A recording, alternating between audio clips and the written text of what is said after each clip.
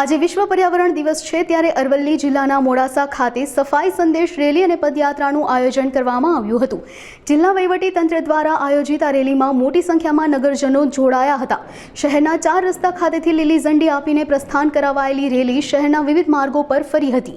વિવિધ પ્લેકાર્ડ અને બેનર સાથે યોજાયેલી રેલી પર્યાવરણ બચાવો, પ્લાસ્ટિકના દૂષણના અંત જેવા હેતુઓ સાથે યોજવામાં આવી હતી।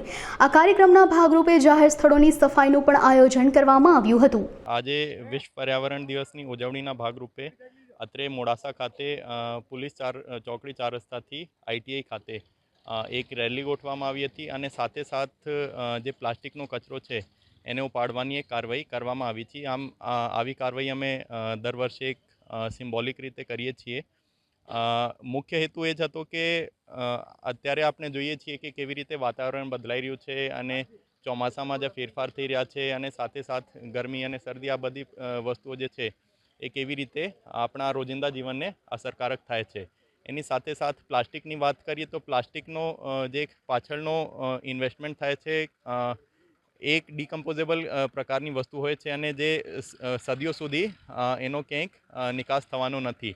તો આવી પરિસ્થિતિમાં આપણે જેમ જેમ पर्यावरण पर ओछो भार मूकीशुं एम आपणे एक सहेलाईथी कही शकीए कि आगळनी जनरेशन्स माटे एक सारी तैयारी करीशुं।